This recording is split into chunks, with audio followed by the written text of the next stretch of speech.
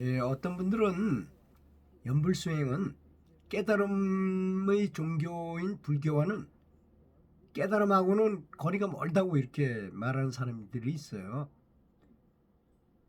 그렇게 생각하시는 분들에게는 아미타경을 다시 한번 잘 새겨보라고 권하고 싶습니다.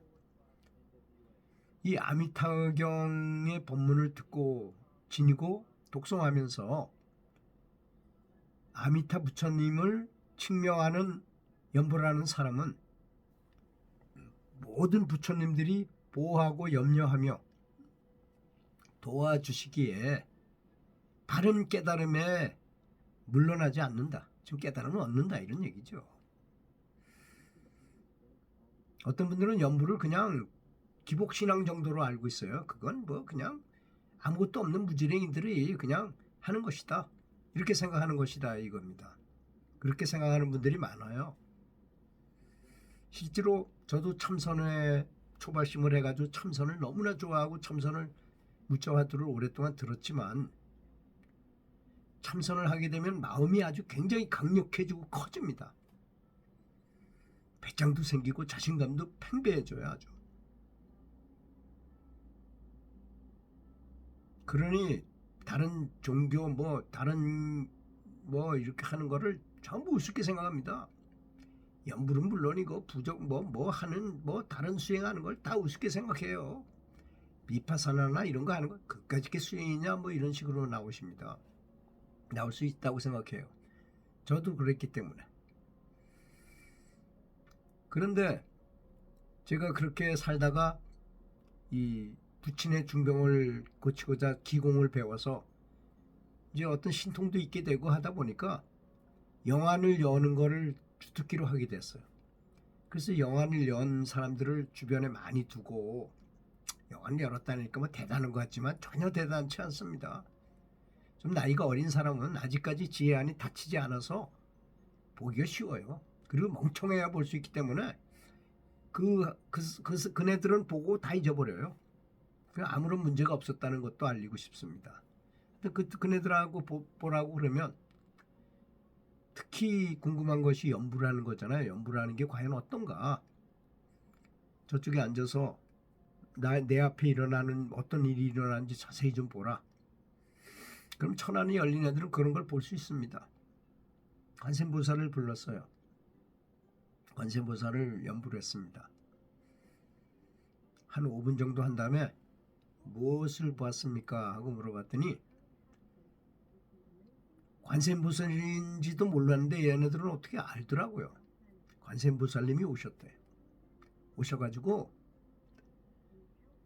내 빛은 요만한데 관세음보살은 빛이 이만한 분이 오셔가지고 이마로 쫙 비춰주시면 내 빛이 점점 커져가지고 거의 관세음보살 같이 변한 다음에 돌아서 가시던데요. 이야, 놀라운 광경이 아니겠습니까, 여러분? 그래서 저 친구만 그렇게 봤겠지. 정말 의심이 많은 사람이라서 저는 수도 없이 조사해봤어요. 다른 곳에서, 다른 장소에서, 다른 조건에서 계속 물어봐도 다 똑같은 답을 하다는 것. 그런데 한번 생각해 보시기 바라겠습니다.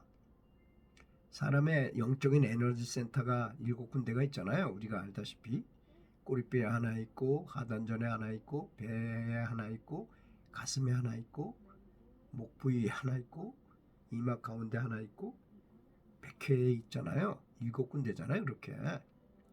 근데 그 에너지 센터가 커지는 것이 수행이에요.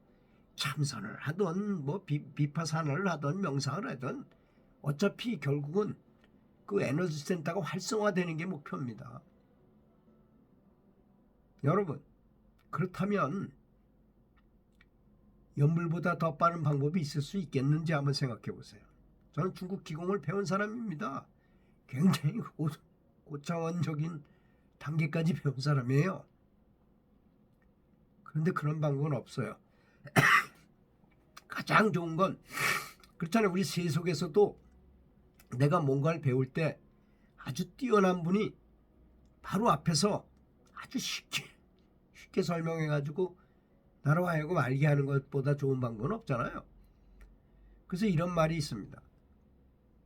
아인슈타인이 강의를 하는데 매일 데리고 다니던 그 조수인 운전기사가 하도 들으니까 자기도 줄줄 다 외워서 강의할 수 있겠더라는 것입니다. 그래서 아인슈타인으로 변장을 하고 그 사람이 나가서 이제 강연을 했어요. 맨날 뭐 아인슈타인 하던 얘기를 다 하니까 그래가지고 아인슈타인이 얘기한 것과 똑같이 아주 일사천리로 쫙 강의를 다 끝냈어요. 그리고 질문을 해라 그랬더니 누가 질문을 했는데 아주 굉장히 어려운 질문을 했어요. 그래서 곤란하니까 그때 이제 짜놨거든 작전을. 에이 그런 건 내 기사도 운전기사도 할 수 있어. 저 운전기사가 좀 설명해 보시오. 해가지고 이제 진짜 아인슈타인 일어나서 아주 쉽게 금방 답을 했다는 거 아니겠습니까? 또 그렇잖아요. 이 아주 경제 원리에 대해서 정확하게 아는 대학 교수 같이 아주 완전히 박사학위를 받으신 완벽하게 아는 분들은 그 경제 법칙을 아주 쉽게 설명합니다. 시장에서 물건 파는 거를 예를 들어가지고 아주 쉽게 설명해요. 전혀 어렵지 않습니다. 그런 것처럼 우리가 연부를 하거나 참선을 하거나 비파사나를 뭐를 하거나 뭐 여러 가지 수행을 다 한다 하더라도 결국은 깨달음을 얻기 위함 아니겠습니까?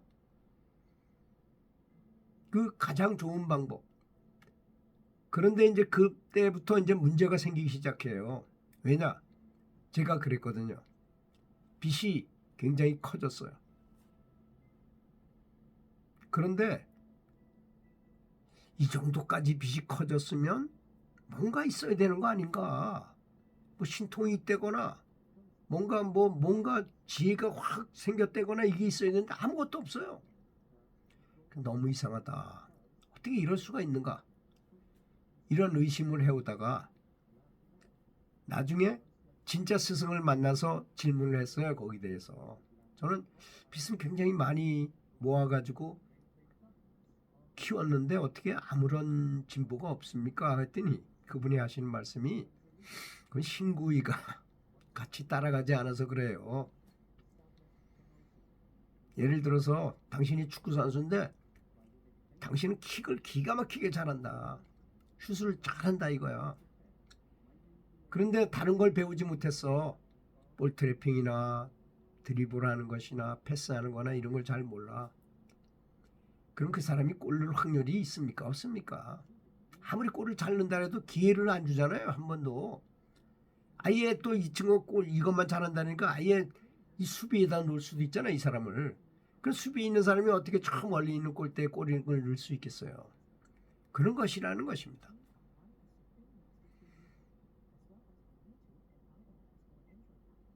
그래서 신구의가 언행일치가 되게 해야 되고 이 모든 상황을 어느 정도 알아야 된다. 거기서 가장 중요한 게 계율을 지키는 것이죠. 말하자면 우리는 알게 모르게 죄를 많이 져요. 그래서 항상 조심해야 되고 항상 참여해야 된다고 저는 생각하는 사람입니다. 저는 완전 채식을 하고 비건 채식을 3년이나 했지만 나도 모르게 어디 시내 나가서 식사하다가 뭐 젓갈이 들어가는 걸 먹을 수도 있다고 생각해서 항상 반성을 많이 해요. 되도록이면 집에서 먹는 식사 외에는 좀 안 하려고 그러는 중입니다. 먹는 게 그렇게 중요하다고 생각 안 하기 때문에 그런 거죠.